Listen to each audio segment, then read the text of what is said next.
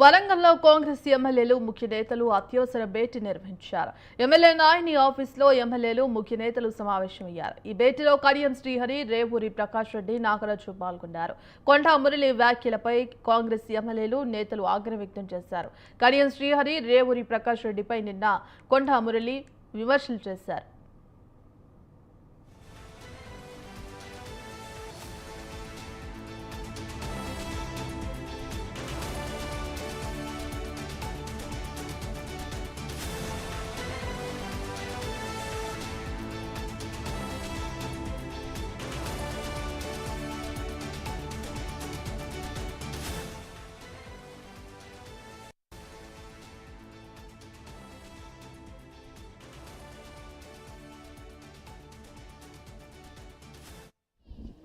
వరంగల్ జిల్లా ప్రజల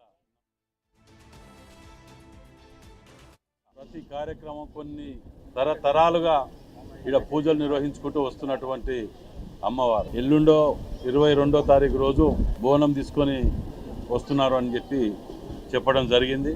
బోనం తీసుకొచ్చిన సంతోషం, అమ్మవారికి ఇష్టమైతే తప్పకుండా వస్తారు. కానీ గుడి పరిసరాల్లో కానివ్వండి, చుట్టూ ఏరియాలో కానివ్వండి, ఎవరు కానీ జంతువు బలి కానీ ఇక్కడ తాగి రావటం కానీ, ఎందుకంటే జనరల్గా బోనం అనగానే అందరం పోతాం, అందరం చేసుకునే పండుగనే. ఇది మొట్టమొదటిసారి చేస్తున్నాం కాబట్టి, అది భద్రకాళి అమ్మవారి టెంపుల్లో కాబట్టి ఎవరు కానీ తాగి వచ్చినా, జంతువు బలి చేసినా కఠినంగా వ్యవహరించవలసి వస్తుంది. ఎందుకంటే మళ్ళా చెప్తున్నాను, ఇది ఎందరో హృదయంలో నిలిచినటువంటి అమ్మవారు. వాస్తవానికి ఇక్కడికి బోనం తీసుకురావటం మొదటిసారి. దీని గురించి కూడా మంత్రి గారిని రిక్వెస్ట్ చేస్తున్నా, మరోసారి ఆలోచించమని కూడా చెప్పండి.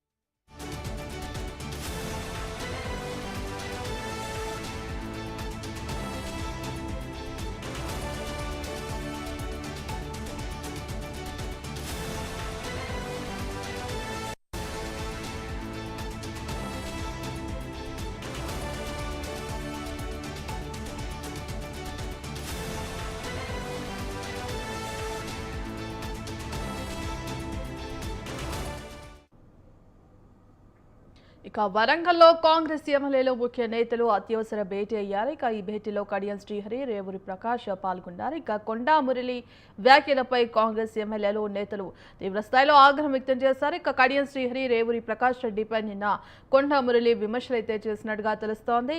ఇందుకు సంబంధించి కంప్లీట్ అప్డేట్స్ మా కరెస్పాండెంట్ అశోక్ అందిస్తారు. అశోక్, వరంగల్ జిల్లాలో కొండా మురళి చేసిన వ్యాఖ్యలైతే రాజకీయ వర్గాల్లో విస్తృతంగా చర్చ జరుగుతుంది. దాని గురించి వరంగల్ పశ్చిమ MLA Nayini Rajender Reddy camp office శ్రీగల ఉమ్మడి జిల్లా వ్యాప్తంగా ఎమ్మెల్యేలు కానీ, పార్టీ కార్యకర్తలు కానీ సమావేశమయ్యారు. కొండా మురళి చేసిన వ్యాఖ్యలు పార్టీకి నష్టం జరిగే విధంగా ఉన్నదని, అదేవిధంగా వారు ఏదైనా ఉంటే పార్టీలో చర్చలు చేసుకోవాలి తప్ప రోడ్డు పైన ఇలా మాట్లాడకూడదని చెప్పేసి హెచ్చరించారు.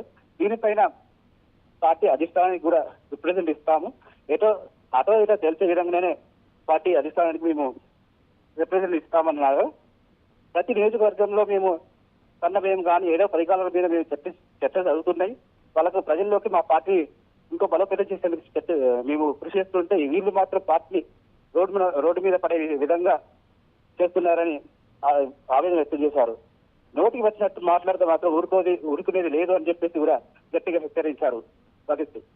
Right, thank you Ashok.